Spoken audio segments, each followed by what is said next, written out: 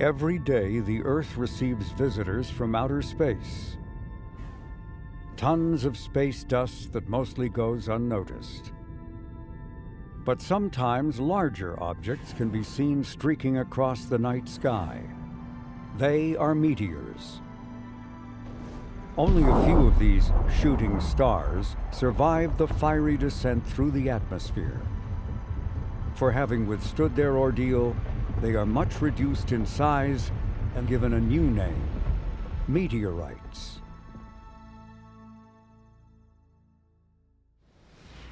Most of them are never found, but in 1954, one meteorite made its presence known in an extraordinary way. It happened in a small Alabama town where Ann Hodges was taking an afternoon nap on her couch when she was awakened by a sharp pain on her left side. A meteorite had crashed through the roof, striking her. It is the only verified account of a meteorite ever hitting a person. Of course, bigger rocks have fallen out of the sky. 50,000 years ago, a 50-yard wide asteroid crashed into the ground and was vaporized in what is today the state of Arizona. All that was left was this 600-foot deep hole, the best preserved asteroid crater on Earth. And there's what happened to the dinosaurs 65 million years ago. That catastrophe not only wiped out the dinosaurs, but 3/4 of all of the then existing animal, marine, and plant species.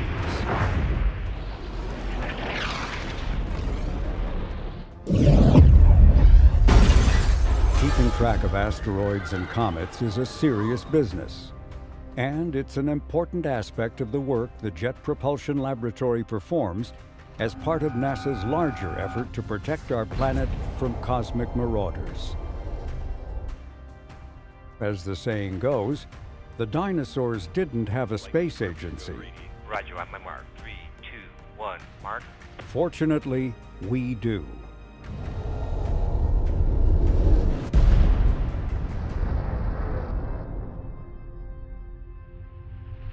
Join the hunt for space rocks.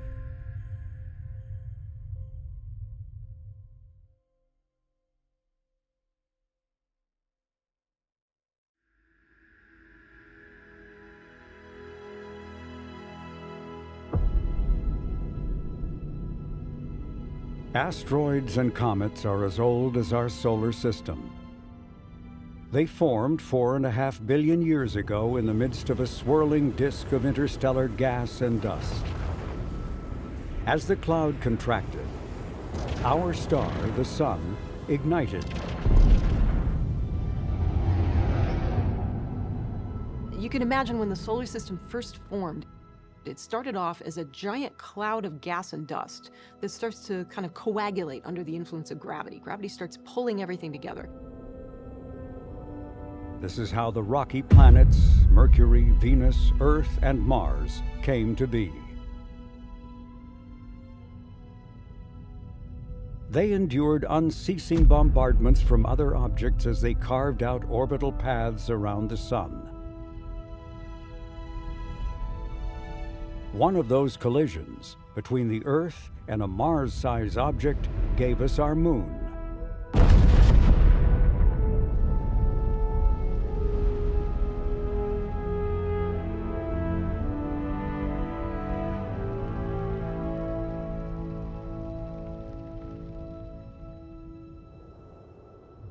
Further out, the giant gas planets, Jupiter, Saturn, Uranus, and Neptune, came into being. But even here, there was likely mayhem. Uranus may have suffered an enormous collision, one explanation for why it is permanently tipped over on its side, the only planet in our solar system existing in such a state. Most of the mass ends up in planets or the Sun, but there were little pieces left over. And eventually those pieces formed into what we know as asteroids and comets today.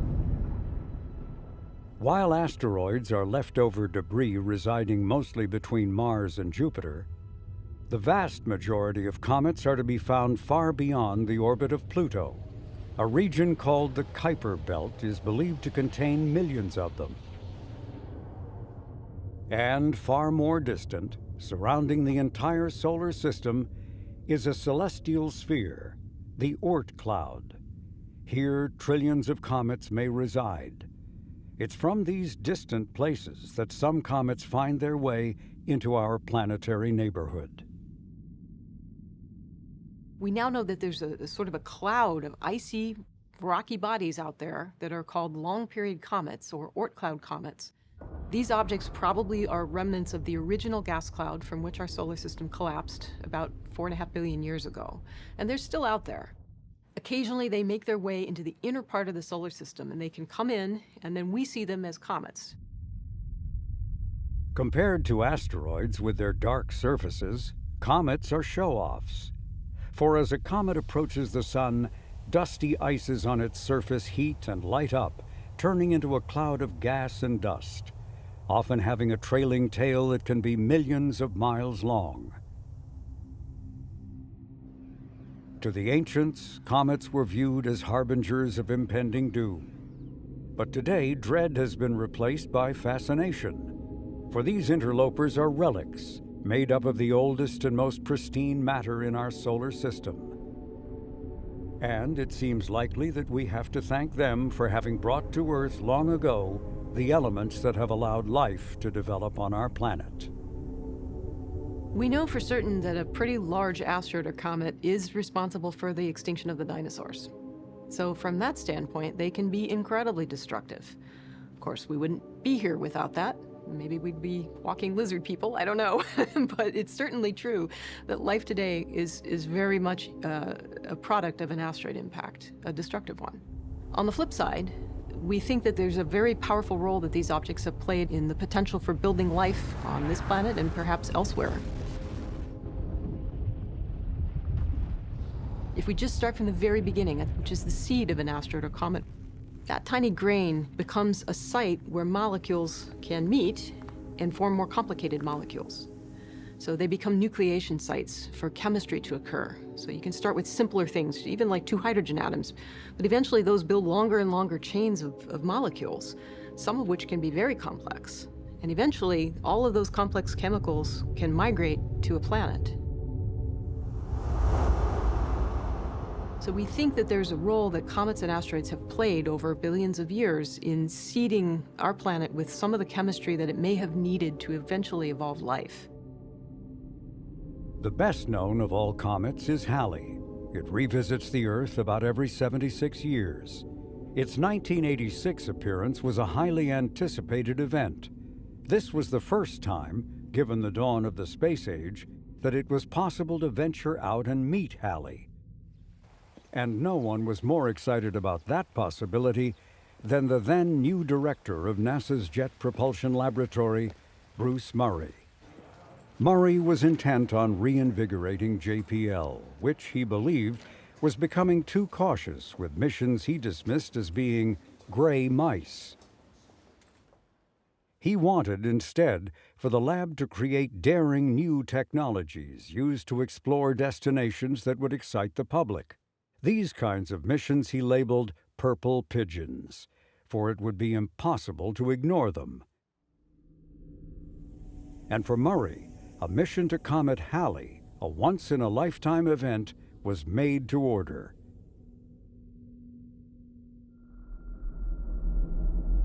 But any spacecraft sent out to meet Halley would have to overcome a major challenge. Comets in general are in crazy orbits. Some are retrograde, some are highly inclined, so they are not easy targets to get to, especially if you want to get to them and pass them fairly slowly so that you can study them in detail. Halley's comet in particular was in a tough orbit to get to, and so there were various proposals on how to get into the right orbit. Halley's retrograde orbit means that it circles the Sun in the opposite direction of Earth's orbit. A spacecraft flying by Halley would be like two cars speeding past one another, offering little time for exploration. Any attempt to rendezvous and fly alongside Halley posed even greater challenges. But a radically new idea surfaced, designing a spacecraft to be propelled by the pressure of sunlight, solar photons, similar to how wind pushes a sailboat. So you need an enormous amount of energy to slow down when you get there, stop. You need a huge amount of fuel. And the idea of the solar sail is that you would need the fuel because you could use changing solar pressure on the sail to handle your acceleration and deceleration. That's what made it such a really interesting, fascinating, and also problematic technology because it's not something anyone had ever done before. It was really a science fiction idea. It was kind of way out there, and lots of other JPL people thought it was nuts. Two different concepts were put forth to capture the power of the sun. The most audacious of the two was called a heliogyro, a structure resembling a dozen helicopter blades stacked atop one another, each 4 miles in length. They were to use the sun to spin up to 200 times a second. In comparison, the solar sail seemed almost conservative. Astronauts were to deploy from the space shuttle a razor-thin sail stretching a half-mile in length on all sides. Murray was so taken with the solar sail that he enlisted colleagues, including his friend, the popular scientist Carl Sagan, to help drum up support for a Halley mission. It was an effort that reached from the halls of Congress to Hollywood. Now, what would this do? Well, it takes you to where you want to go. So one mission that's being talked about is to rendezvous with Halley's Comet in I've always 1986. wanted to do that. Well, nobody's ever looked at a comet close up, and it lives mostly in the outermost part of the solar system. In fact, mostly lives between the stars. It's a piece of interstellar matter, and it'd be just fabulous to find out what it is. Also, this thing itself is, I think, tremendously exciting because, first of all, as it would be assembled in Earth orbit, it would be bright enough to see with the naked eye. Through a pair of binoculars, you could... Solar sails and heliogyros were ideas far ahead of their time. But there was another purple pigeon whose development was further along. Solar electric propulsion, also known as ion propulsion.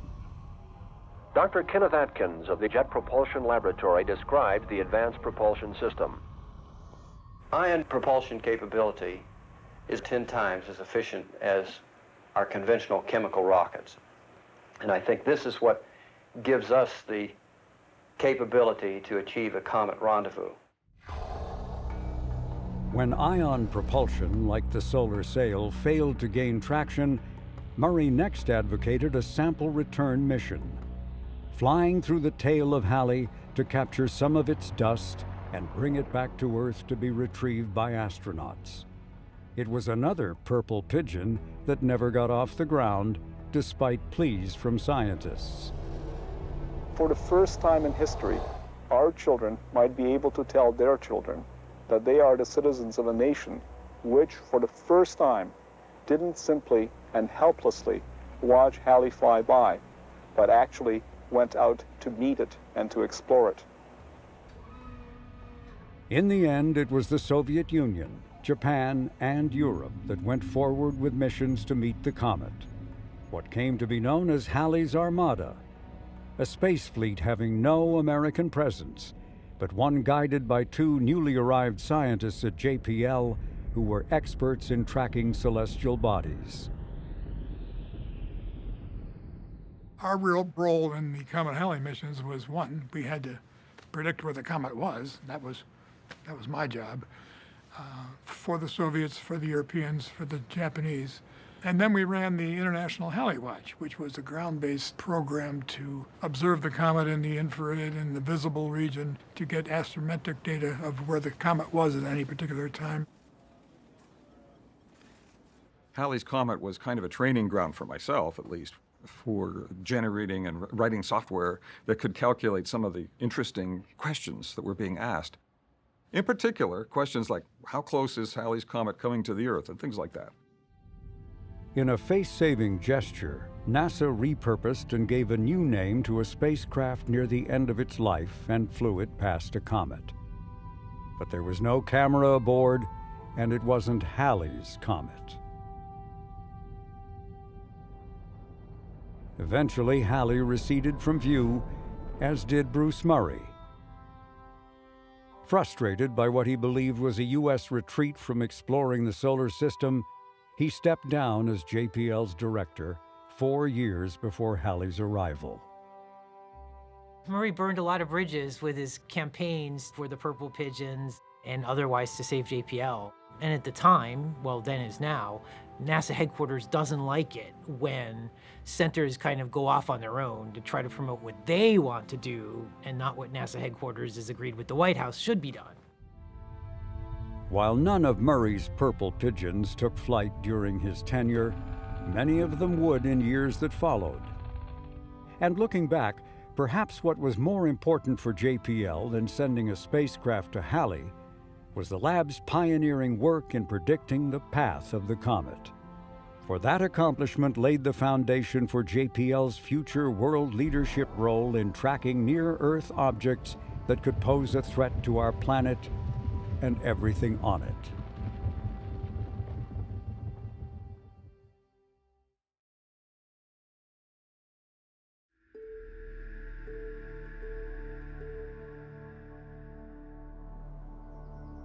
Seven years after Halley's visit, 3 astronomers atop Palomar Mountain in California were searching the night sky for comets. Could you please introduce yourself and tell me what you're doing there? Yes, I'm Carolyn Shoemaker with a stereo microscope that was built specially to look at our films. Okay, Mr. Shoemaker. What are we doing and what's going on tonight? Well, what I'm doing here is laying out our game plan for tonight. We'll probably take about 50 films tonight. Their luck had not been good. For months, they had experienced bad weather and cloudy skies. It was snowing. It was just about the lowest point of all of our years at Palomar. 3rd straight month with virtually no observing. During what seemed sure to be another disappointing night, the clouds briefly parted, and they rushed to the telescope and captured a puzzling image. It was an object near Jupiter, but it looked nothing like a comet. Was it, they wondered, just a reflection of Jupiter? Or perhaps some galaxy seen edge-on? It turned out that the astronomers, Eugene and Carolyn Shoemaker and David Levy, had discovered a comet, and one like nothing ever seen before. Named after the 3 astronomers, Shoemaker-Levy 9 turned out to be a comet that 8 months before its discovery had broken into pieces due to Jupiter's gravitational influence. And over the ensuing month, we learned that not only was this comet orbiting Jupiter, very unusual for a comet, but that it would impact Jupiter. And it wasn't just one impact, it was 21 impacts because the comet had broken up into the string of pearls. And so, real challenge, by the way, to calculate individual orbits for all those fragments. And I could confirm that with this software I had only recently developed. That was really the first real exercise of an impact probability calculation. It was for Jupiter. This is a totally new event. The first time in the history of civilization, the history of the telescope, we are seeing an impact of a comet into a planet. Because of this, we are mounting the largest single campaign, the largest observing campaign for a single event in the history of astronomy. The good news is that it's going to do a spectacular demise into the atmosphere of Jupiter. The bad news is it's going to do it on the wrong side of Jupiter. What Levy meant by the wrong side of Jupiter was that the fragments, which were estimated to range as much as a mile across, would be crashing into the backside of Jupiter as seen from Earth. And that meant that no telescope on Earth would be able to witness the actual impacts as they occurred. But on its way to Jupiter was JPL's Galileo spacecraft. By mere happenstance, Galileo would be in a position to witness the impacts live. The Galileo spacecraft was en route to Jupiter, and that could look at the impact zone directly, whereas from Earth, all the impacts occurred on the backside and they rotated into view. About an hour after each impact, the crash sites would be viewable from Earth, allowing ground telescopes to witness the aftermath. The excitement in the astronomy community about such an extraordinary event quickly began generating extra sensational press. However, I was at the supermarket last Thursday, in the line, and I picked up a copy of The Sun. It's one of these tabloids that you slip underneath your six-pack of Coke on the way out. And anyway, it says, comet crash will start U.S. ice age.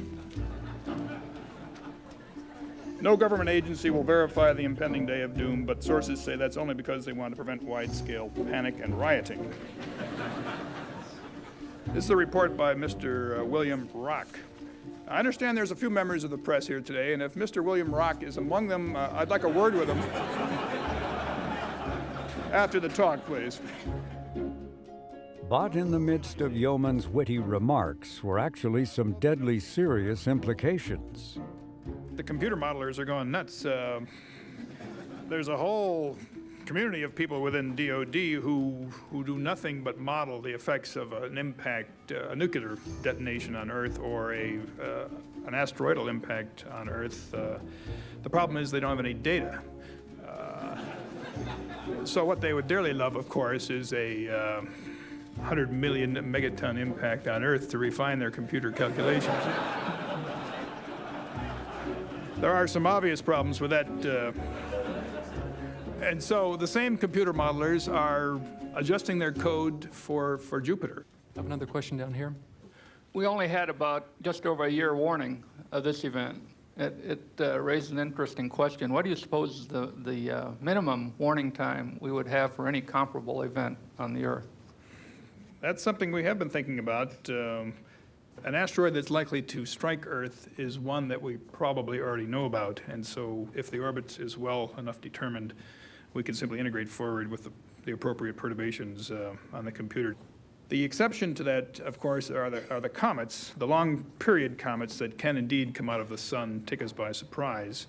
But these apparitions of long period comets are far less frequent than the asteroids.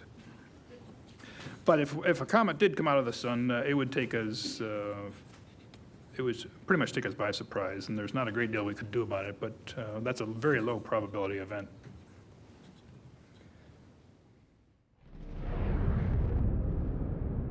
Just as Chodos and Yeomans predicted, the first fragment of Shoemaker Levy 9 slammed into Jupiter's southern hemisphere on July 16, 1994.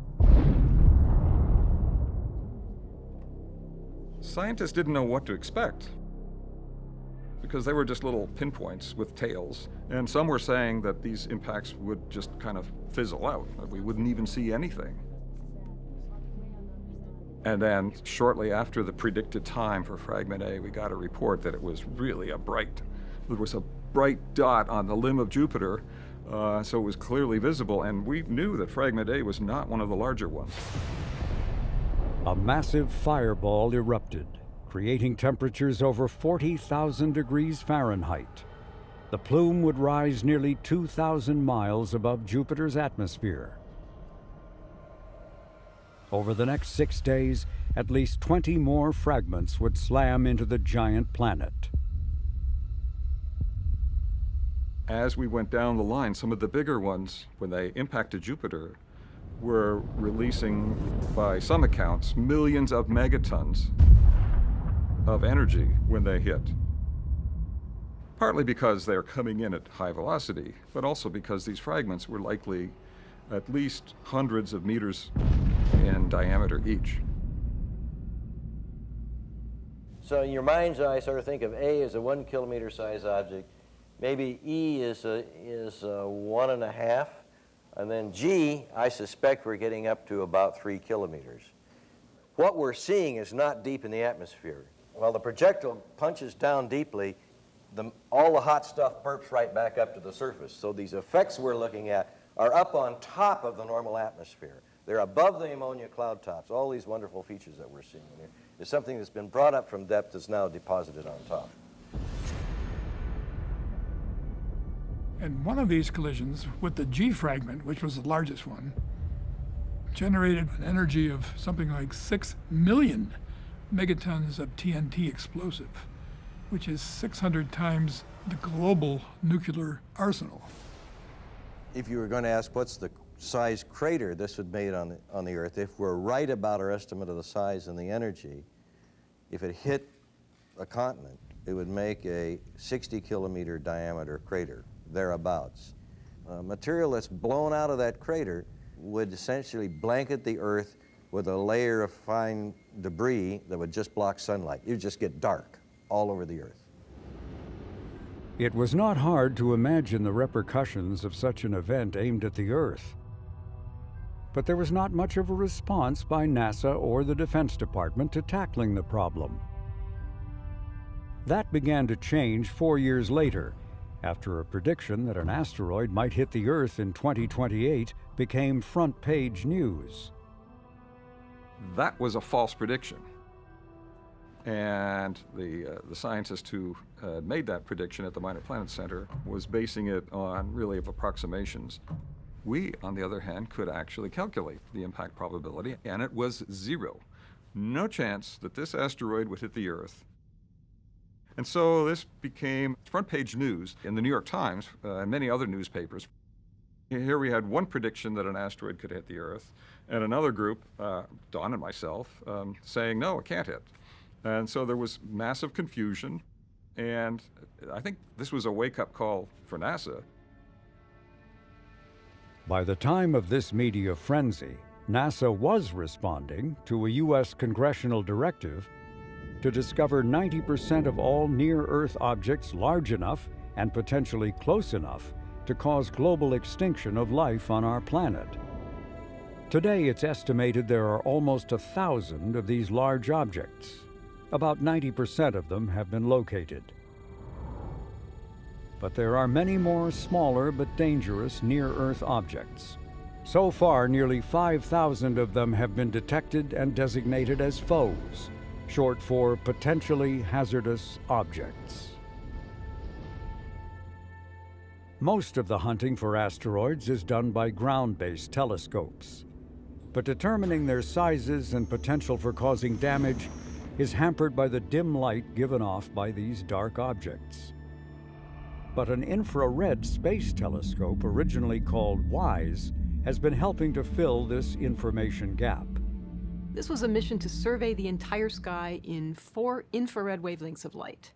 So wavelengths longer than what our human eyes can see. And the objectives of the mission were pretty simple, to just make this incredible all-sky map with a goal of seeing everything in these different wavelengths.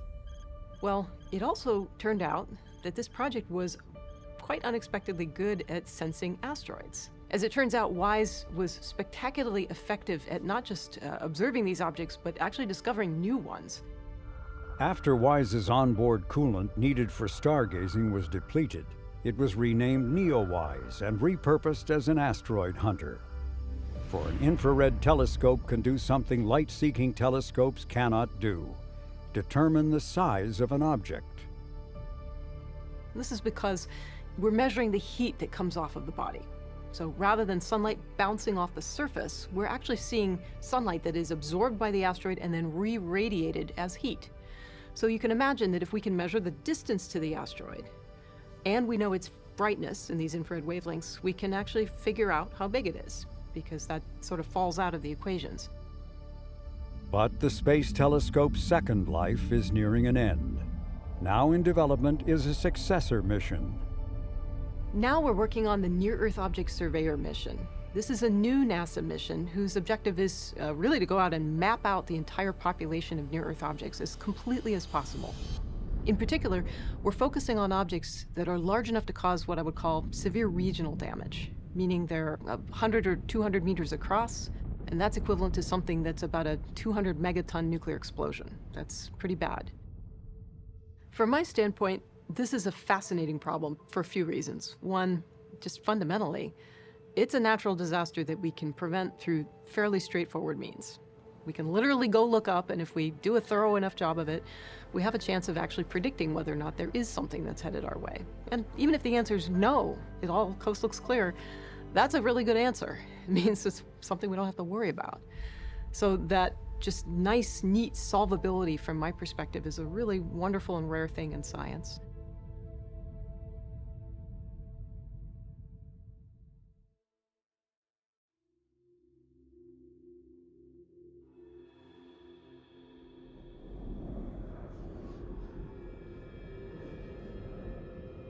Comets usually aren't shy about making themselves known. But asteroids with their darker colorations are far harder to spot. Early visuals of them were made by ground-based antennas that use radar to create ghostly images like these.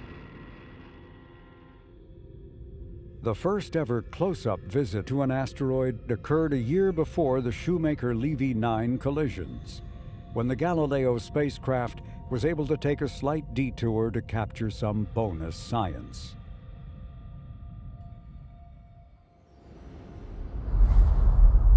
A NASA mission having as its sole purpose the exploration of asteroids was achieved by the Applied Physics Laboratory in Maryland.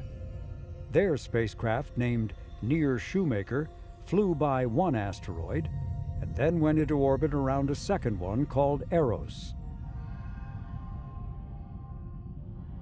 This was the first time a spacecraft had ever orbited an asteroid.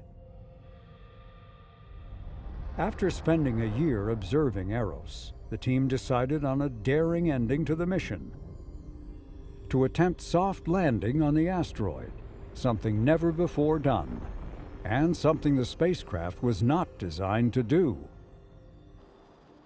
Pulling off such a feat required radar science measurements provided by JPL's Deep Space Network and the expertise of JPL navigators.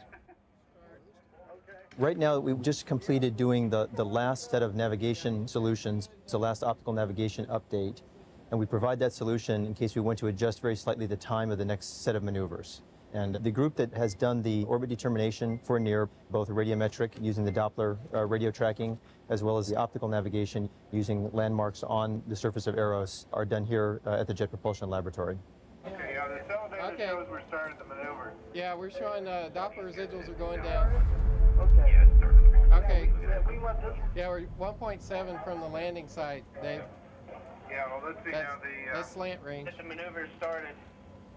As navigators and as mission designers, this is the kind of challenge that we want. It's a very new, exciting, and challenging kind of mission to rendezvous with an asteroid and to attempt to touch it on the surface as lightly as we can. And I think we're certainly excited to find out what happens and how gently we can put it down. In about 50 meters per second, or 50 meters low is what Gene says. Those pictures are really spectacular. Yeah, you guys can celebrate now. They're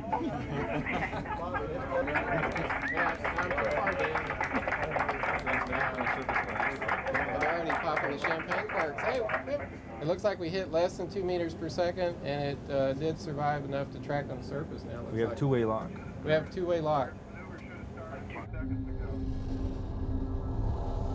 After surviving the landing, the spacecraft continued operating for another 2 weeks, an impressive ending to an already successful mission.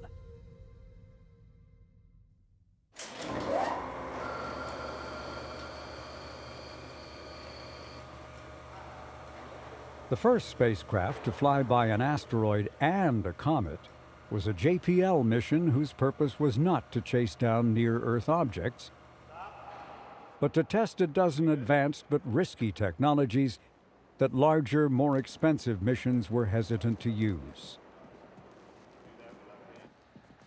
This was an effort to show that future projects could be smaller, less expensive, and capable of flying at times autonomously.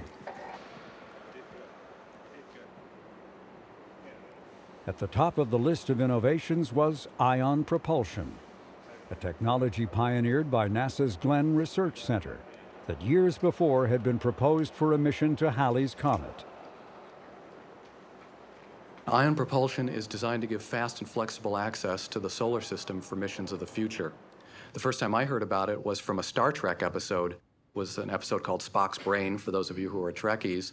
And to me, one of the neat things about working on a project like this is we're really getting to turn this fantasy into reality, and that's very exciting.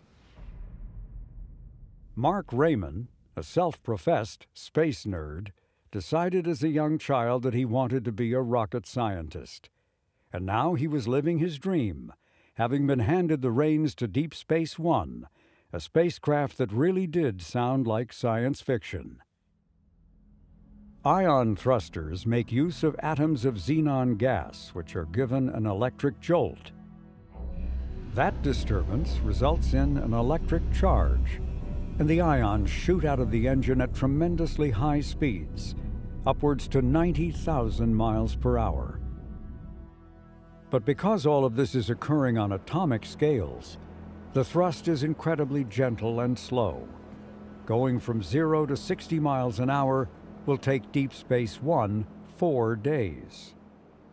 The thrust from our thruster is comparable to what I feel from the weight of this single piece of paper in my hand. That's how hard the ion propulsion system pushes on the spacecraft. But with time, the thrust builds up, and ultimately we can achieve very, very high velocities. It's what I like to call acceleration with patience.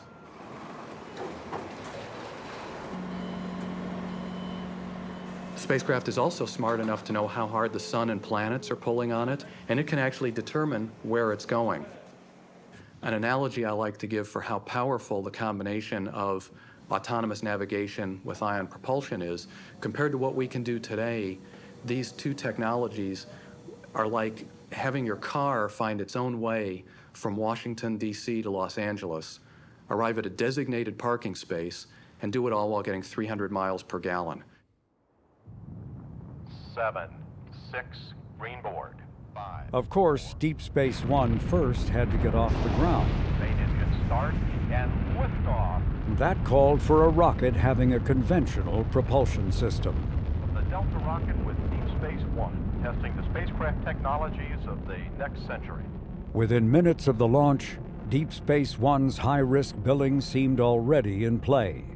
When we launch a spacecraft, we calculate where it will be in the sky and what time it will turn on its radio transmitter. Right, they're still running the receivers attempting to acquire BSN screen at this time. And the signal didn't show up. That's not where you want to run into problems on the mission. Flight 8, go ahead. I just reported again, they still do not see a downlink signal. I copy that. Thank you very much. We're going to head and proceed with our contingency plans here. Stand by. Copy. There were a lot more issues on that spacecraft than other spacecraft I've flown since. Go ahead. I just reported again, they still do not see a downlink signal. A lot of things go into that because we're kind of pushing the boundaries. We're building these things for the first time. Also be advised that the station is currently experiencing some receiver problems and they do not see a signal. I copy. Thank you. This moment of flight jitters eventually passes when the spacecraft reports that it is alive and well. The team spends the next 2 weeks preparing for turning on the spacecraft's ion propulsion system for the first time.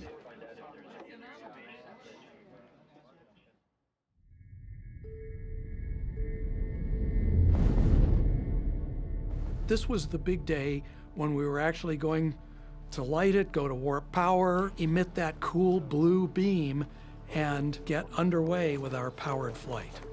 At 18:59:00. Ace, this is flight. You are go for radiation of India Charlie 018, X-ray 01 at 18:59. This is the moment that is hoped will change the future of deep space exploration. Right, once accelerated, shifts down some. Real high frequency stuff. It'd be interesting to see if the Doppler, see stuff in the Doppler. You're almost bet on. That's right. Seconds. This will change to true. It will go through the startup sequence. Edith 1 team, this is Mission Director. Prepare for warp speed. Yeah, right. So we had all these people here.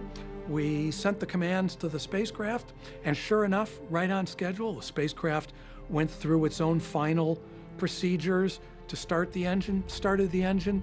It worked great. There it goes. There it goes. All right.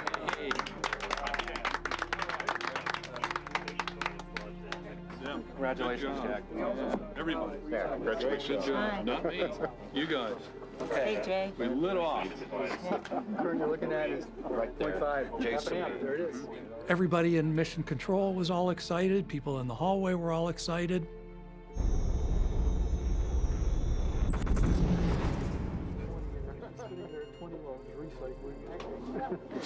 Oh, we're in standby. We had 20 recycles. We're seeing TDC mode. Well, the spacecraft had thrust for 4.5 minutes and then stopped. And so we immediately started trying to diagnose the problem. I think we need to focus on this. Roger that. Please consider your evaluation for restart. People, excess people filter themselves out of the room. A lot of noise, a lot of crowding. After regrouping, the team tries restarting the engine. Thank you, Flight. This is Mission Director. You're authorized to radiate. Command DSN File Uniform Charlie 065 Alpha 01. All units be advised the thruster is off again. Time limit, and we shut down and we're now in standby. Roger that. Is there an evaluation of what caused the sequence of events? There's discussion going on right now about that. We'll get back to you. So every time it arcs, the high voltage cuts off and then goes back on automatically. Right, to try to clear the fault. That's right. That's good for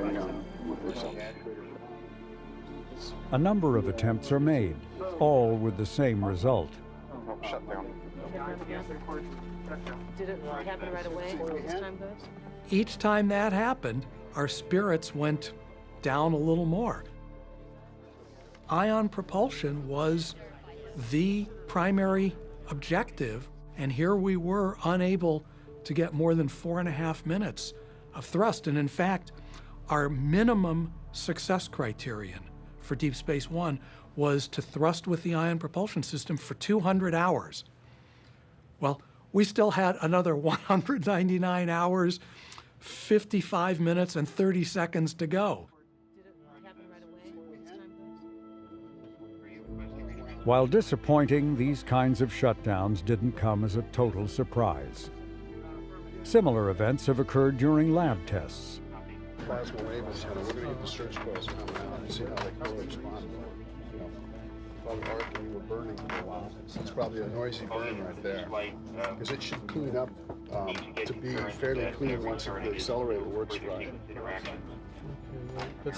There may have been just a small piece of contamination in the thruster, in the ion engine, left over perhaps from launch when the whole spacecraft was shaken violently. Can we set up the times relative to what we're seeing? Well, We did a number of things, including turning the spacecraft so the engine would point toward the sun and away from the sun. That would loosen this particle so it could just drift away. After 2 weeks of using the sun to alternatively heat up and cool down the spacecraft, the propulsion system was tried again.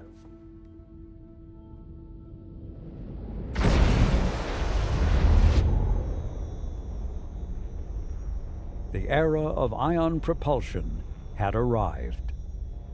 Over the course of the mission, we put it through its paces, we tested it thoroughly, we showed we could count on it to propel the spacecraft, we could navigate with it. It was wonderful.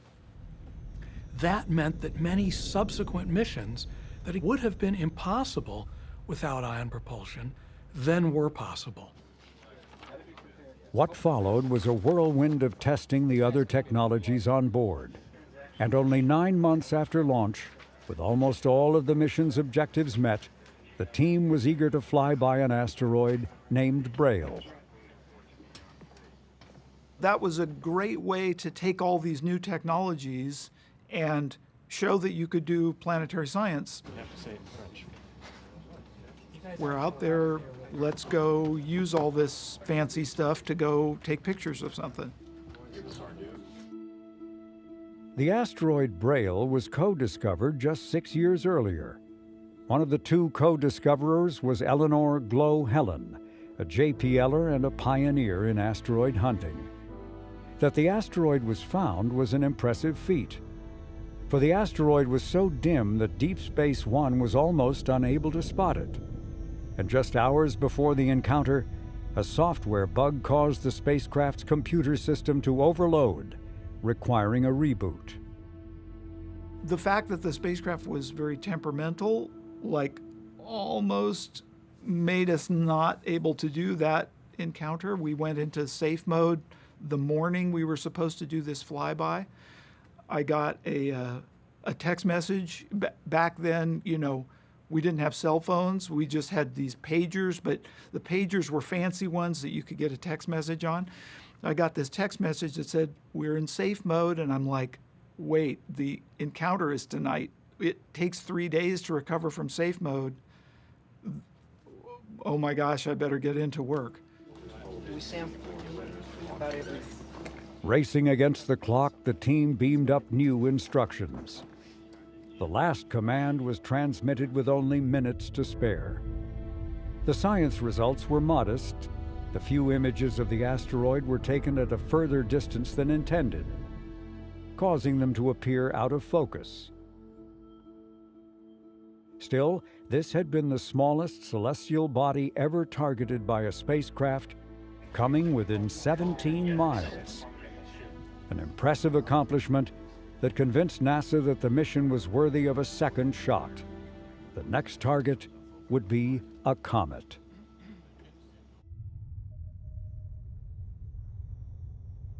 But in November 1999 came the most serious crisis of the entire mission. The spacecraft's star tracker, which looks at stars to determine the spacecraft's orientation, ceased working. Without it, the spacecraft was left in a state of confusion, knowing neither up from down nor right from left. The star tracker on Deep Space One is responsible for telling the spacecraft how it's oriented in the zero gravity of space. We know where it is and where it's going, but we can't tell where it's pointed without the star tracker. The spacecraft, for all intents and purposes, could accomplish nothing of value without the star tracker. There was no reasonable, rational prospect of being able to continue the mission. But I didn't want to give up that easily. Normalize all these to one number and decide what to add or subtract. The team started working on ways that we could rescue this spacecraft from across the solar system. With a fatal, catastrophic failure for which there was not even a concept for how we might recover. All we had to work with was what was on board the spacecraft, plus, of course, ones and zeros that we could send to it. VSS 45? VSS 45. There followed months of very, very long hours, every day, constant stress, this feeling of, I want to get this spacecraft working again. There ended up being only one possible fix: to send up new software that would reconfigure the spacecraft's camera to do double duty as a star tracker and a camera. The science camera was not designed to do that and had a much narrower field of view. The star tracker has a giant, wide field of view that can see a significant part of the sky. The science camera is sort of like trying to drive your car looking through a soda straw. Basically, what we needed to do from then on was pick a direction that we wanted to thrust, find a star near there, and then thrust at that star for a while, And then after a while, the navigators would tell us, now we need you to point the thrust in this other direction. Like, oh, okay, let's go find a star over there that we can thrust at. Like a sailboat tacking with the wind, Deep Space One zigzagged its way to a comet named Borrelli. The closest approach would be on September 22, 2001. 11 days before then was 9/11, the day the United States was attacked by 4 hijacked planes.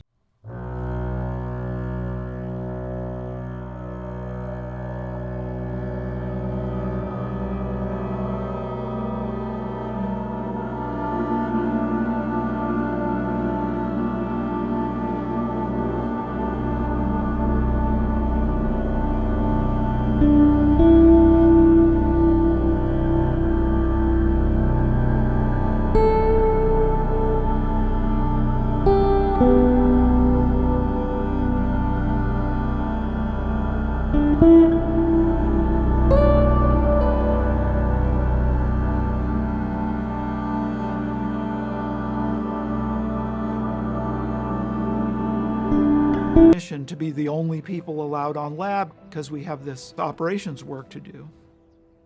It was very emotional. Said a lot of people had their American flags. I'm a volunteer for the JPL search and rescue team.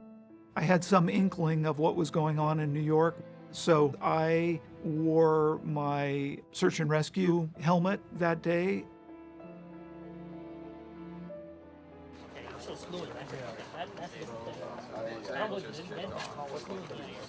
We had faced so many difficulties. We'd had to make so many decisions.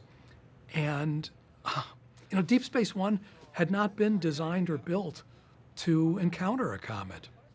And the encounter at Borrelli didn't go the way we expected. Instead, it was perfect.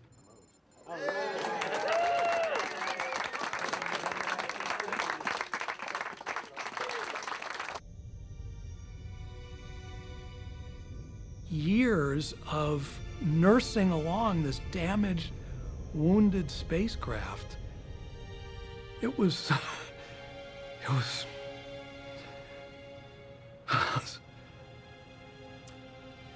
pretty rewarding.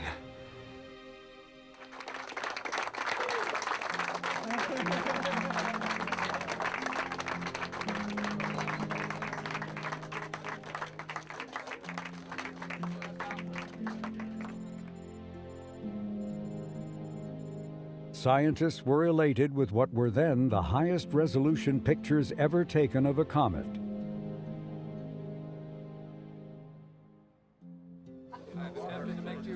The stubborn team of engineers could also take pride in having opened up a new chapter in robotic space exploration.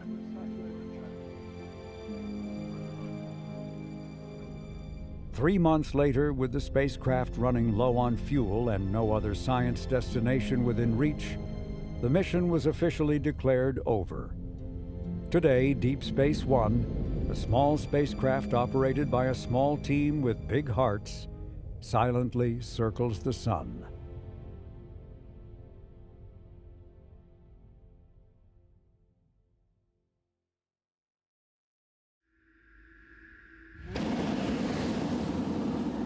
Perfect, okay.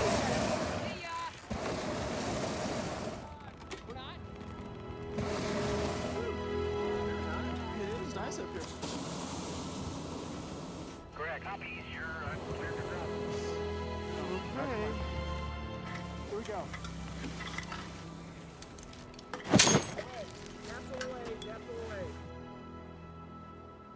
During the same year that Deep Space One flew by asteroid Braille, NASA's first mission devoted exclusively to comet exploration was underway. The vehicle wasn't a balloon, although this one was part of a critical pre-launch test. The main goal of this mission, called Stardust, is to send a spacecraft out to capture samples from a comet and then bring them back to Earth. What's been pushed out of the balloon is a model of the capsule that is to contain the comet particles. This drop test is to determine how hard a landing the capsule can withstand. The landing area is the Dugway Proving Grounds, a remote military facility in northwestern Utah. The winter weather makes for a cold outing, but the wet ground will hopefully make for a soft landing. It wasn't traversing. They landed right on the road. All right.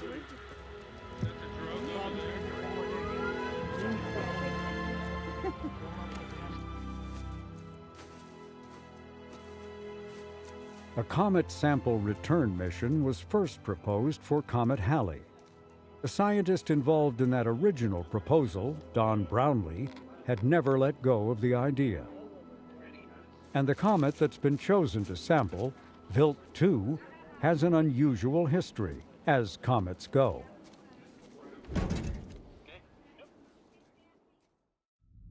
We have this wonderful situation. The comet came from the edge of the solar system, came into the inner part of the solar system where we are, and then we sent a spacecraft out halfway to Jupiter to meet this thing. So it's really kind of a sort of a magical situation, I think.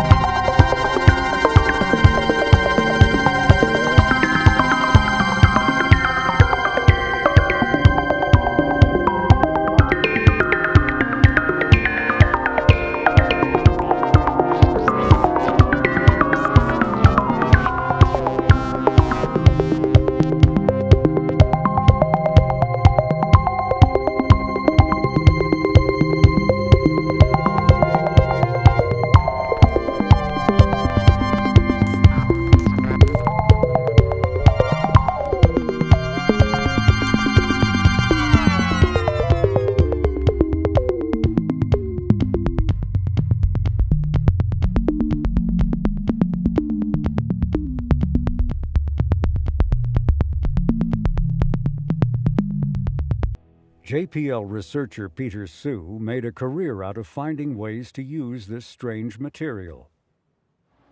Aerogel, although it's very fragile, but it has very high compressive strength. And let me demonstrate to you, this piece of aerogel weighs about 10 grams. This piece of plexiglass is about 50 grams. That's already 5 times the weight. This is 1,000 grams. This is another 1,000 grams. It's 2 kilograms. So this is 2,000 times its own weight. While aerogel can carry more than its own weight, it is also porous enough to capture intact comet particles that are moving faster than a bullet.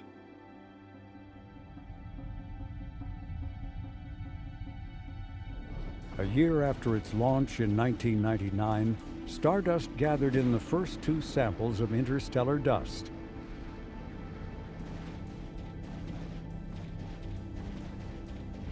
Then it was on to a full dress rehearsal of a comet encounter by flying by asteroid Anne Frank. To protect the spacecraft, Stardust was kept at a safe distance of over 2,000 miles. Still, engineers were delighted with the test. And scientists even got a far-off peek at the asteroid.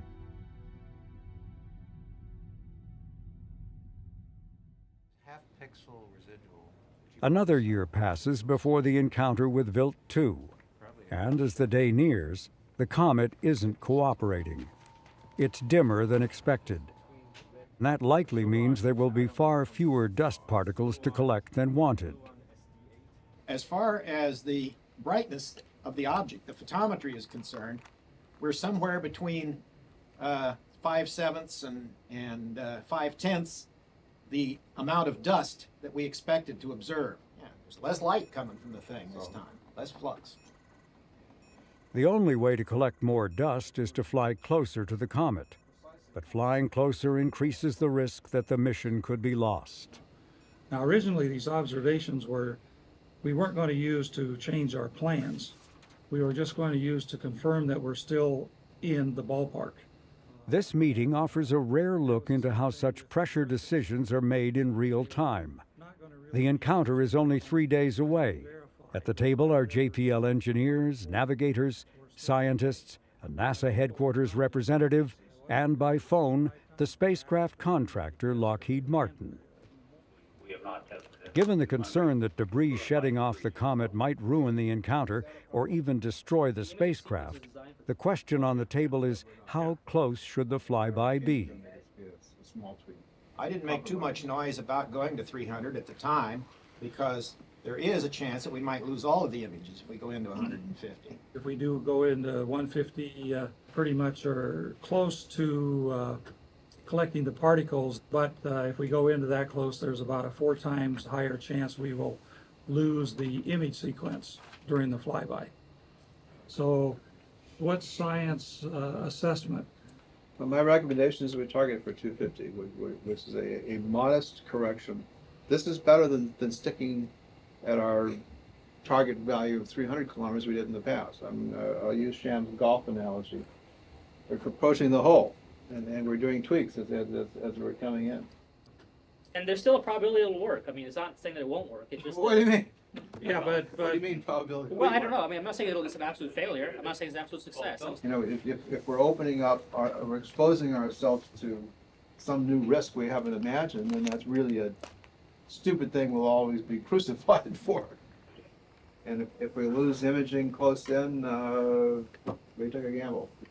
We've always known that the comet could disintegrate at any minute. It could turn off. It could turn on. It's an uncontrolled beast. Okay, I think another data point is independent of science. I will not support a 150 kilometer flyby. I will be dead set against it. So your recommendation is 250? 250. After all this back and forth, the team is in accord. The trajectory will be changed to bring Stardust 50 kilometers closer to the comet. If Wilt 2 has any more last-minute surprises, there are preloaded contingency plans aboard Stardust that hopefully will allow the spacecraft to respond on its own. Hey, Tom, you're really fading out. You've been breaking up now. Yeah, we got a lot of static here. Good morning. This is Stardust Mission Control at NASA's Jet Propulsion Laboratory in Pasadena, California. It is now 1 day after New Year's Day 2004. The time for the comet flyby has arrived. After nearly 5 years and 2 billion miles of space travel, Stardust is about to perform a flyby of comet Wilt 2. It is also just 1 day before the landing of JPL's Opportunity rover on Mars. A busier time would be hard to imagine.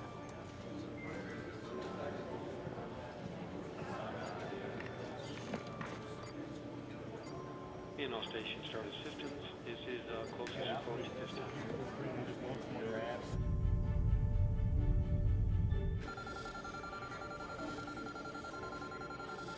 We are going into an unknown environment. No spacecraft has ever gone this close to a comet. Is that consistent with the 4-degree roll, which we expected to see? The moment of closest approach passes. Stardust is still sending back a signal. It has survived the encounter. Life is tremendously good.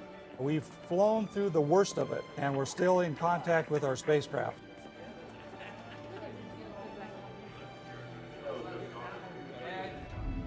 Soon the spacecraft will be transmitting back news that it has captured thousands of particles, and to the delight of everyone, images of the comet. You've seen these pictures? That's fantastic. Yeah. Nothing else in the universe looks like this, you know? That's right. Thank you. Nothing. Looks a lot different than Halley. It looks a lot different than Borelli. We were expecting some kind of rubble pile looking thing, just a dark black object, broken charcoal briquettes or something. It was just kind of a smooth, boring thing. We were completely wrong. Wild 2 was a far stranger object than imagined.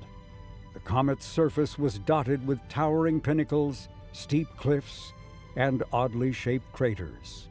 It was absolutely astounding. The first picture we got back showed these tremendous features, which we now call left foot and right foot, which looked like someone in a big clown suit just put their left foot and right foot into the surface of the comet.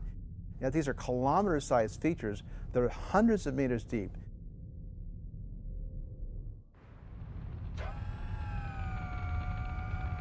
The flyby, though, had been far more dangerous than expected. Dozens of jets had bombarded the spacecraft at a rate of 1 million particles per second. Like a geyser erupting, jets are outbursts of material from a comet caused by heating by the sun. We fly these missions and we do the best job possible to model everything we think will happen. The closer you get, the more dust you get. Maybe there's a few big jets that are waiting for us, gunning for us. And our prediction was no. And we were proved wrong, quite wrong, but we did survive.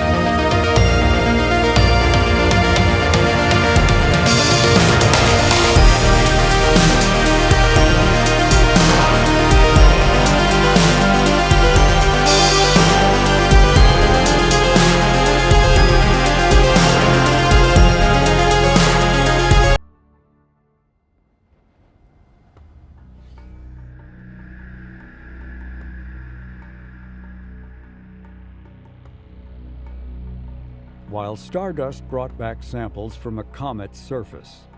JPL's deep impact mission was designed to hit a comet in hopes of revealing what materials reside in its interior. 5, 4, 3, 2, 1. We have ignition and liftoff of a Delta II rocket carrying deep impact, NASA's journey to unlock the mystery of the solar system's origin.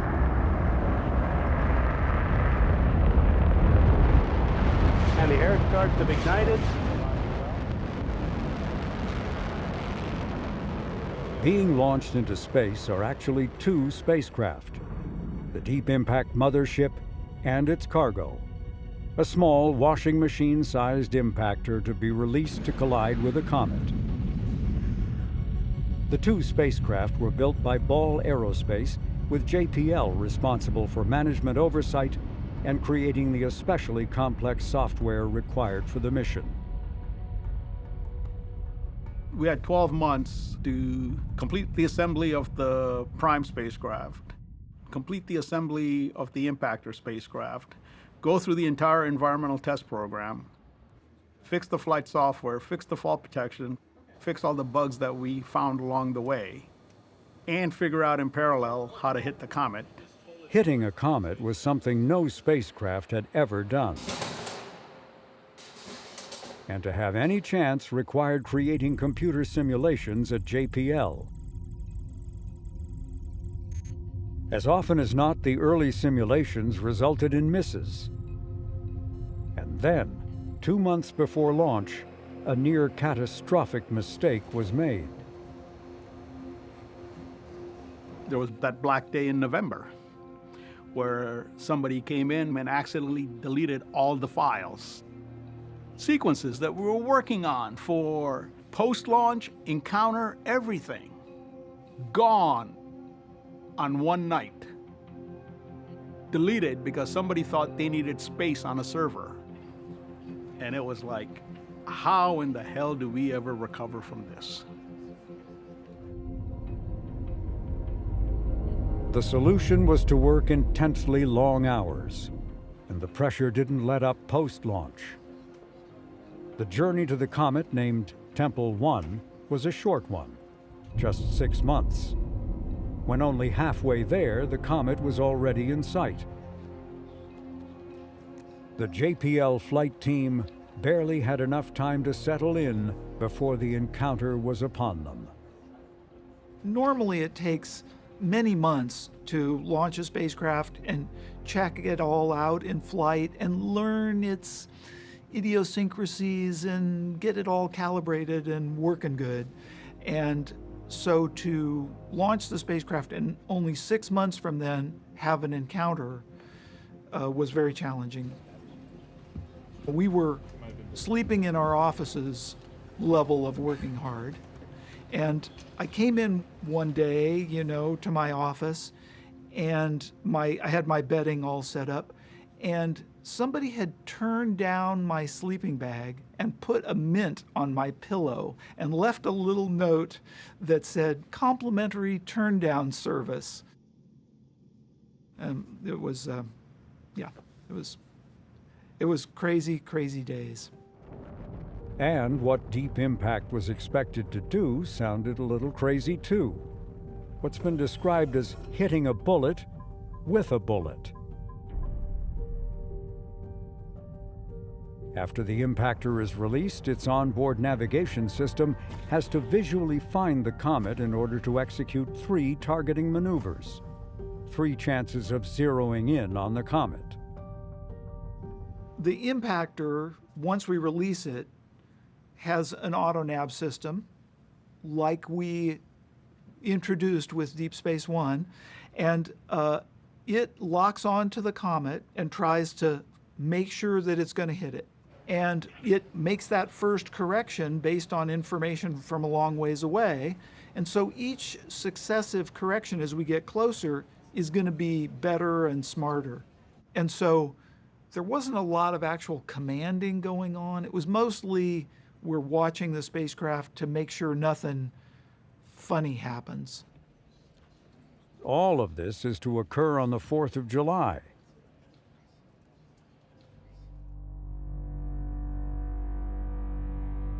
But Comet Tempel 1, not to be outdone, has already been shooting off its own celestial fireworks. Comets are known to sometimes have sudden outbursts, releasing massive amounts of gas, ice, and dust that briefly increase their brightness. A concern is that if Tempel 1 decides to flare up during the encounter, the impactor's auto-navigation system could become confused. Worst case, the impactor might miss the comet entirely. It's not what the team wants to happen on a national holiday.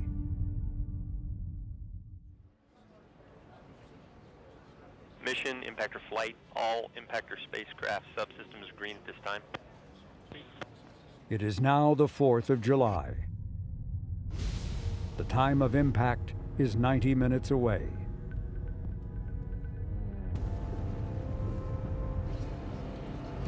We are turning to the burn attitude. Target ID 6. Copy, thank you.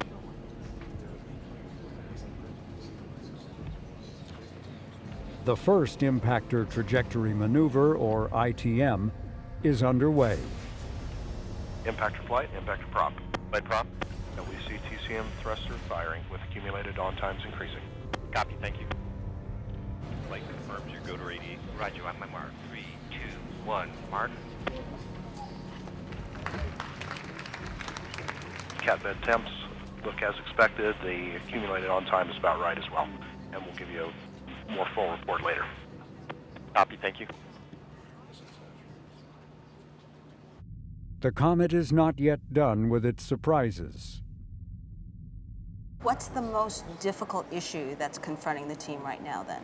Right now it's the comet, which is why we're going there. It's presenting a very strange shape to us. We've been watching it all day as we get closer. We initially thought that this thing was something like a pickle. As we're getting closer, it looks like it's more like a banana. And the latest resolution that we have in the rotation that it's going is that we're looking at the end of it, and the end of it is basically triangular. So it all depends on what that comet does and what type of face it presents to us, and we have to solve for that. So that's the challenge. And it appears that this has been quite a temperamental comet. Over the last couple of days, we've seen several outbursts from it. Yes, that's true. We have seen the actual jet outbursts that brighten it, so it's very exciting for the scientists. And nerve-wracking for the engineers. And even worse, the results of the first impactor maneuver were not what was expected. It was the biggest movement off the comet we have seen, period. Even more than any of the simulations. And that knowledge raises the possibility that deep impact might miss the comet entirely. And the chatter is starting up that everybody's really worried on whether we can correct for that and come back in again. Fly-by flight, fly-by autonav. Go ahead. The autonav fly-by B-plane is 365.8 by 341.0 with a time of flight correction of less than 1 second at this point. Fly-by flight, fly-by autonav. Go ahead. I'd like to add to that B-plane information by saying we're about 1 kilometer off from the ground nav solution. I was an extra set of hands, so I was basically moving around when issues would come up. As it turned out, that first correction kind of took us off in the weeds a little bit. They're aware of it and worried about it, but they're also like, it's supposed to bring us back. It was hair-raising.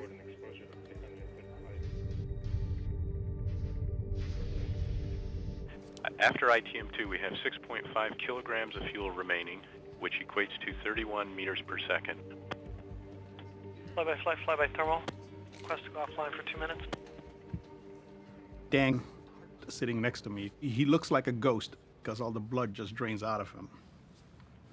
And he says, Care, I need to go off net for a few minutes. He goes off net, then he comes back 5 minutes later, and he looks better. And, he kind of leans over to me and whispers to me saying, I just threw up. Because he was so sick from how big the ITM was, and he wasn't sure whether we'd come back in again or not. We can't do anything about it. All we can do is trust the work that we did.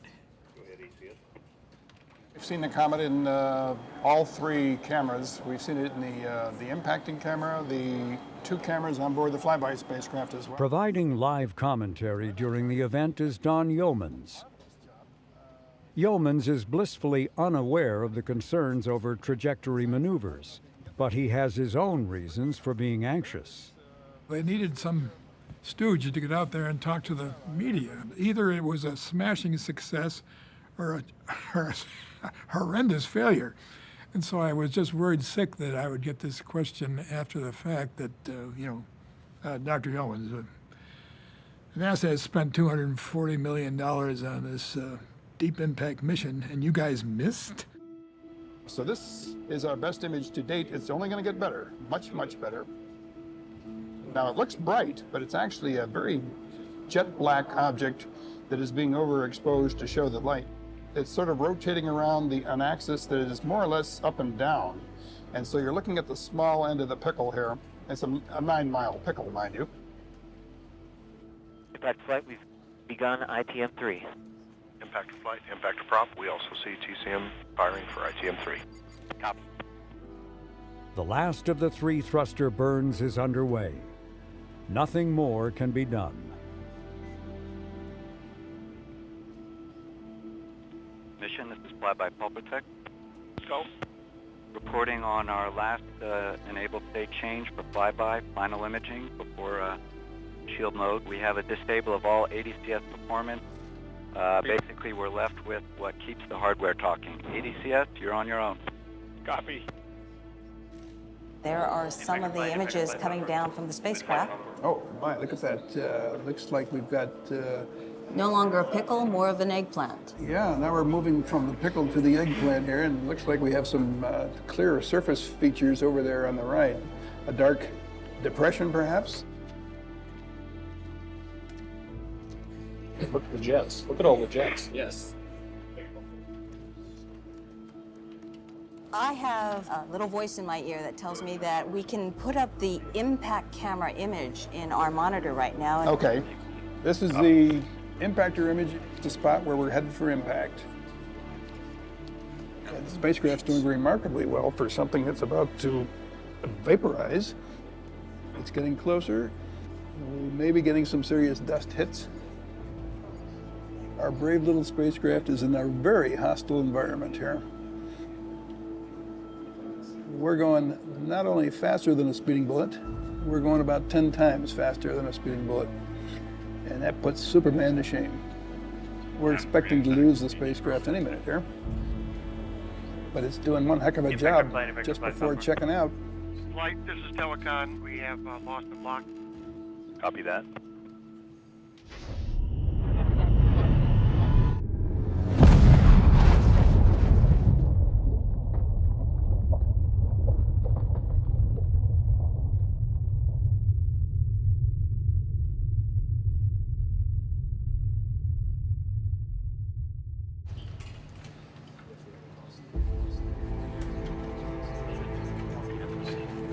We got a confirmation.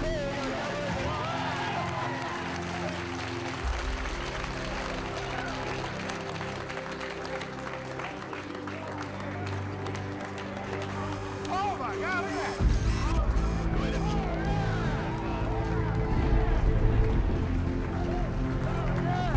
That's awesome.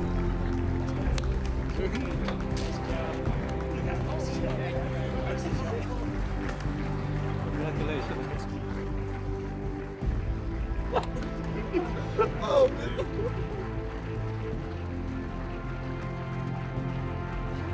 Accurate flight. Flyby.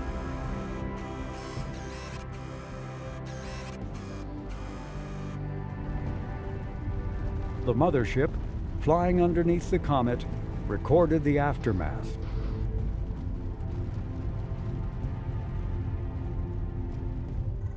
The impact was far more dramatic than expected, generating a brilliant flash of light and an immense fluffy cloud of ice, dust, and gas. That the comet's surface was so extremely fine, weaker than powdered snow, was a major surprise. This was no ice cube comet. a crater and ejecta that's just enormous. It's considerably brighter and considerably more material coming off than I thought.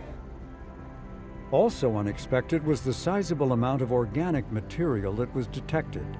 Yet another indication that comets and asteroids may have seeded the early Earth with the building blocks of life. We've got all the data we could possibly ask for, and the science team is ecstatic. And not a one of them can believe they're being paid to have this much fun.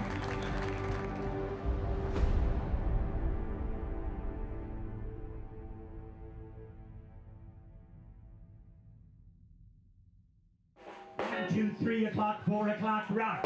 5, 6, 7 o'clock, 8 o'clock, rock.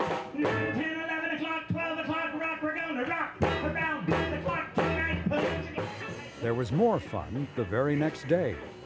The Comets, the original backup band for Bill Haley and the Comets, were on a nostalgic tour and made a surprise visit to JPL to offer their musical congratulations. Word of their presence quickly spread, and soon a spontaneous celebration erupted. These comets were rocking before there was even such a thing as a space age. And they still knew how to make an impressive impact of their own. Years before, after Voyager's final planetary encounter, the legendary Chuck Berry had played on this same spot. Now JPLers could also boast of having rocked away to the sounds of rock and roll's very first band. We love you all.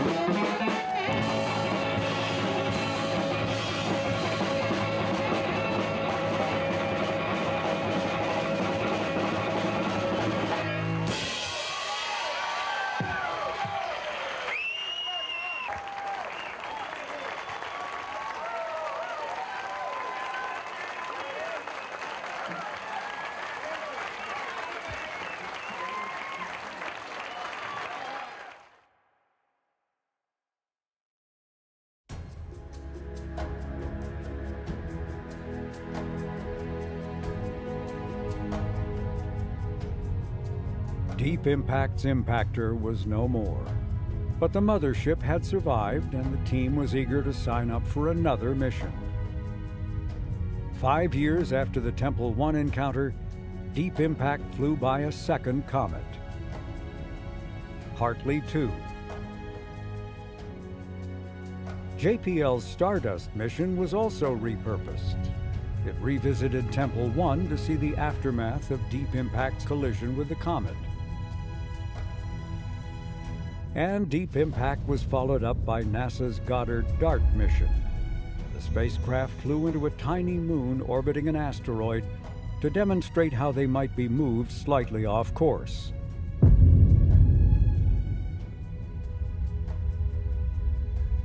Keeping track of asteroids and comets is an international effort. A Chinese lunar orbiter flew out and passed by an asteroid. The European Space Agency's Rosetta mission, with a JPL science instrument on board, accomplished the first mission to deploy a lander to a comet's surface. And NASA's New Horizons mission holds bragging rights to the most distant object ever explored, following its flyby of Pluto. After JPL's innovative sample return missions, Japan's space agency has gone a step further. Their Hayabusa 1 mission landed on an asteroid, collected tiny grains of material, and brought them back to Earth. The Japanese repeated this remarkable achievement a second time, a decade later. NASA's OSIRIS-REx mission has also collected samples from an asteroid, which are now on their way home, scheduled to arrive in 2023. The technology advances from JPL's Deep Space 1 mission were put to use on the laboratory's Dawn mission. Using ion propulsion, Dawn was able to orbit 2 worlds in our solar system for the very first time, Vesta and Ceres, the largest objects in the asteroid belt. Recently launched is NASA's Lucy mission, that is to visit asteroids that share the orbit of Jupiter. And Psyche, a spacecraft managed by JPL, will soon be on its way to an asteroid made not of rock or ice, but metal.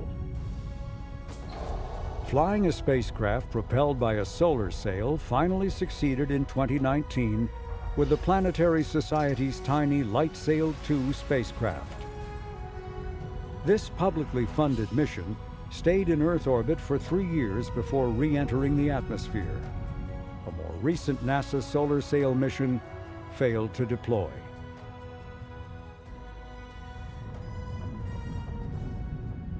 All of these missions are about learning more about asteroids and comets, so that we might better defend against them. One element of planetary defense is called mitigation. What might be done should a near-Earth object threaten our planet. There are lots of mitigation ideas. Putting a solar sail on the asteroid, throwing rocks off the surface. There's gravity tractors. Just using the gravitational attraction between the asteroid and the spacecraft and thrusting on the spacecraft, you could move the asteroid off its Earth impacting course if you had enough time. There's the impactor, which would be my favorite because it's so simple.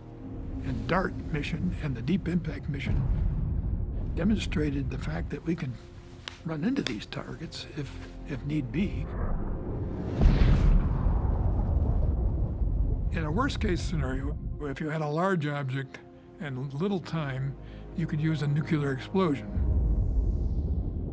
Much like the Armageddon movie in '98.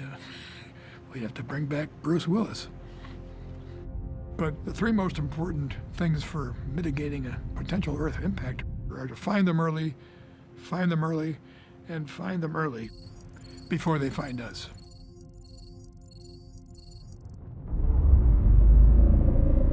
And a recent example of that need occurred in 2013. It was a year when it was known that an asteroid named 2012 DA14 would be passing extremely close to Earth. A very close approach. And it was going to come within the ring of geosynchronous satellites. So that's really close. It's almost scary close in the sense that you want to see whether it's going to hit any satellites. But we knew that it would not hit. And we had been tracking this for about a year and predicting this close approach. So it was an event. And we had a NASA TV show hosted here at JPL in which we were planning to talk all about the close approach. There's nothing to worry about, gonna come really close, and these things are rare, but we know that it's not gonna hit. Now, DA14 is not a threat. It will not hit the Earth. Scientists say the closest it will get... Well, the night before that, what should happen, but on YouTube, all these reports of a massive fireball in Russia, in the city of Chelyabinsk. A lot of the videos were from dash cams. And they showed a really massive fireball coming in that was clearly much brighter than the sun. So that's a major event. It became evident that our little story of an asteroid coming really close to the satellites was being totally preempted. Well, right now I am joined by Paul Chodas.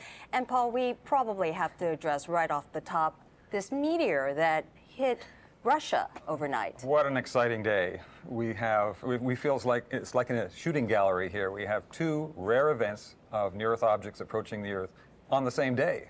What can you tell us about this? Anything at this point? First of all, the two events are unrelated. The meteor over Siberia and over Russia was not related to the asteroid 2012 DA, and they're not in the same trajectory, the same orbit. It's simply a coincidence that they happened to hit and come near the Earth at the same day. How big was this meteor? The meteor, we think, was around 15 meters in size, which is about 1/3 the size of DA14 itself. Okay, so it's much smaller. Much smaller, and you can see what sort of destruction and shock wave that a smaller asteroid can produce. It's like Mother Nature is showing us what a small one, a tiny one really, can do. The energy released is estimated to have been equal to a TNT blast of 500 kilotons. many times larger than that of the atomic bombs used in World War II.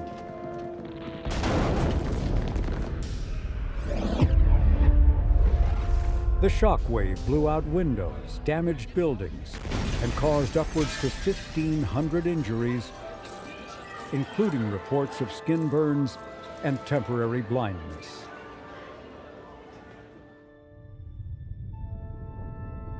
A question raised was, why wasn't this asteroid detected? The answer was that it had approached the Earth from the direction of the Sun. Looking towards the Sun is a blind spot, not only for our eyes, but for telescopes too. To have had an advanced warning of the Chelyabinsk meteor would have required spotting it in a darker part of the sky.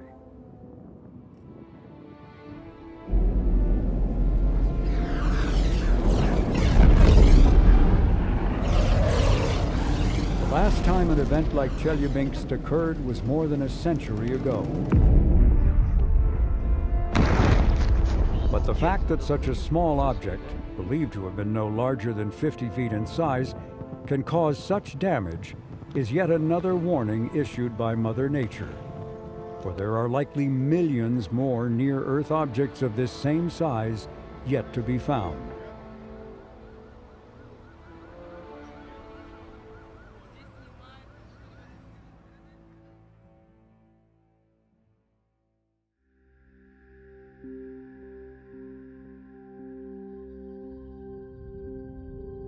So how should the world prepare for the possibility of a major impact by a near-Earth object? In the United States, various government agencies annually take part in tabletop exercises in which they must react to a fictional near-Earth object impact. The realistic schemes are devised by JPL's Center for Near-Earth Object Studies. The mastermind for creating these fictional threats of doom is the center's mild-mannered Paul Chodas. The conference is called Planetary Defense Conference. They have been going for 15 years now, more, almost 20 years. At each of these, we have typically have exercises where we kind of ask ourselves, what would happen if? And at many of these, I've put together scenarios of an impacting asteroid heading for the Earth, and simulating that and calculating what we would know when. One exercise, played out in 2021, began with a new asteroid of an undetermined size being discovered by a ground-based telescope. It is some 35 million miles away, about a third of the average distance to the Sun. The discovery is relayed to the Minor Planet Center in Cambridge, Massachusetts, which collects and catalogs small solar system objects. News of the asteroid is then passed on to JPL. Paul Chodas. And we pick that data up. We do that routinely. All of this is automated, so we would compute its orbit as accurately as possible, and the uncertainties in that orbit, which initially would be huge, and determine whether or not there's any chance of impact. Now, for this particular scenario, that impact is only 6 months away. And so our software would immediately detect the fact that this could hit the Earth. We need more observations. As it goes past. So it's pretty cool. Oh, we have a lunar eclipse. A mere 6-month lead time is dire news. But initial calculations show that the probability of an impact is low, about 1 chance in 2,500. But to have any confidence in this estimate, more observations are needed. And so, depending on where the true impact trajectory is, for a week, astronomers across the world aimed their telescopes at the night sky. And with each observation, the odds of an impact increased. What is it, 400-day arc now? Continuing to track it gives us better and better idea of whether or not it might impact. But there's the other matter of knowing, well, what are the effects of that impact? And that depends on the mass of the asteroid, which is basically its size. But we never really know its size accurately unless we have something like radar on it, or we visit it with a spacecraft and take images of it. These two options aren't feasible. Radar is only effective when an asteroid is near the Earth. By then it will be too late. And with the impact just 6 months away, there's not enough time to launch a spacecraft to make up-close observations. So virtually nothing will be known about the asteroid's size and the damage it might cause.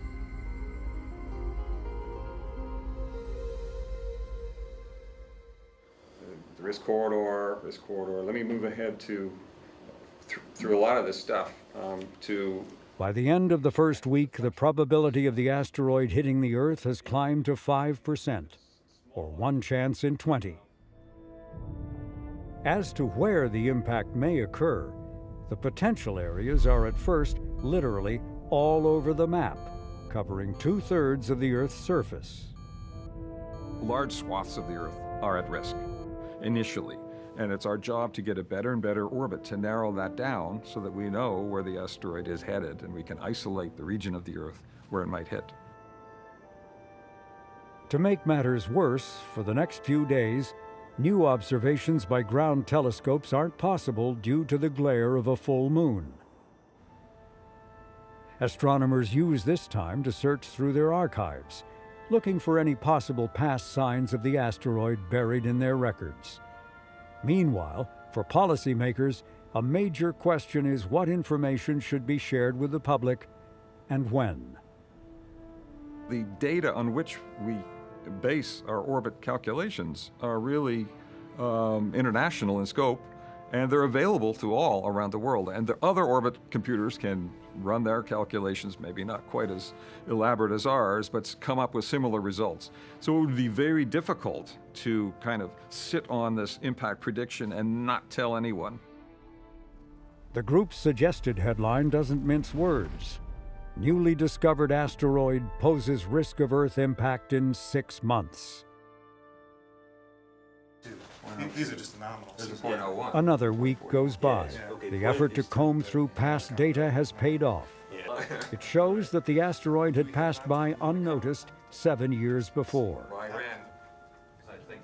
With this orbit data in hand, a better prediction of the asteroid's flight path can be constructed. The news is not good. The impact probability is now 100%. The potential target areas are narrowing too. A new headline is prepared. New observations confirm asteroid will impact in 6 months. The regions at risk are Europe and North Africa. In this particular scenario, with only a few months of warning, it's really impractical to think that we could deflect this particular object. So then this scenario was designed more or less to deal with the civil defense issues of what you would do to evacuate areas once you knew more or less where it's hitting and once you knew more or less its size.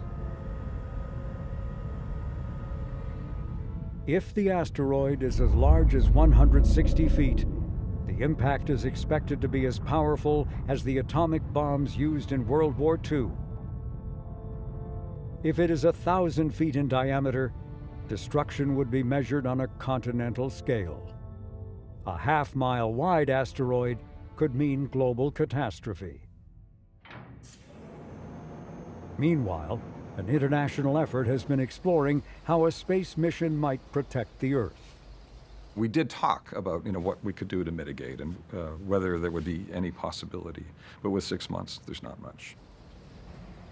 It's soon apparent there's not enough time to attempt a deflection technique that might knock the asteroid off course. The only option left is to try to launch a spacecraft armed with a nuclear explosive device. We have engine ignition. And because so little is known about the asteroid, the recommendation is to send as large a bomb as possible, and then hope for the best. Of course, this assumes that a spacecraft capable of being quickly armed with a nuclear device is possible. Currently, no such rapid response capability is known to exist.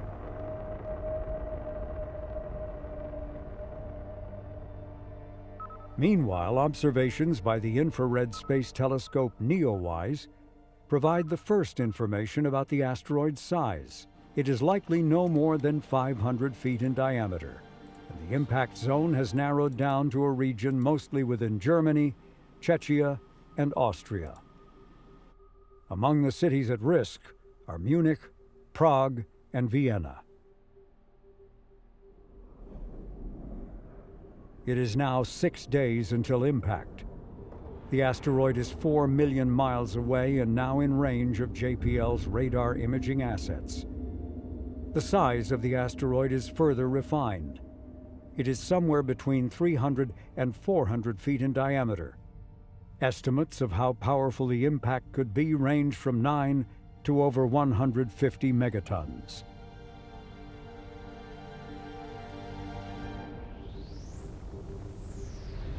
To give those numbers meaning, a single megaton contains the energy equivalent of 1 million tons of TNT.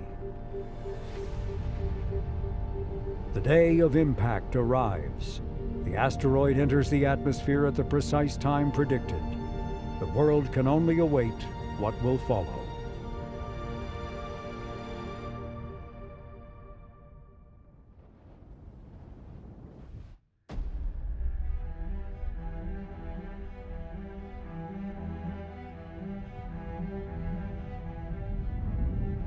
Today, we know of more than 1 million asteroids in our solar system, and thousands are found every year.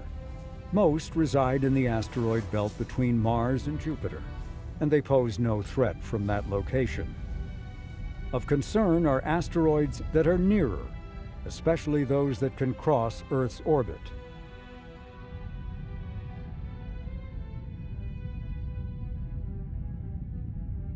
It's believed that 90% of the near-Earth objects that could cause a global catastrophe have been found.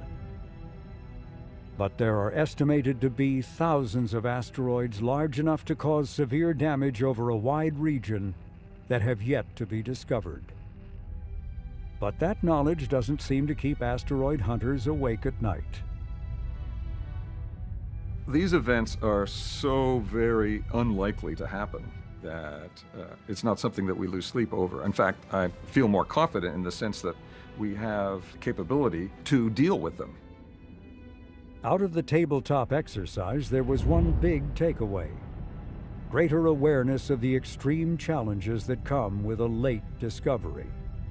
The bottom line of that exercise is that that asteroid could have been found earlier, at least 7 years earlier, with a better asteroid survey, a more sensitive survey, such as NEO Surveyor. Had a more robust detection system been in place that included a space infrared telescope, this fictional asteroid might have been known years earlier, allowing for a number of mitigation options. There could have been time to build and launch a reconnaissance spacecraft to determine the asteroid's composition, mass, and size. With that knowledge, a plan of action to divert the asteroid could have been devised. So what is the best line of defense? The answer is worth repeating.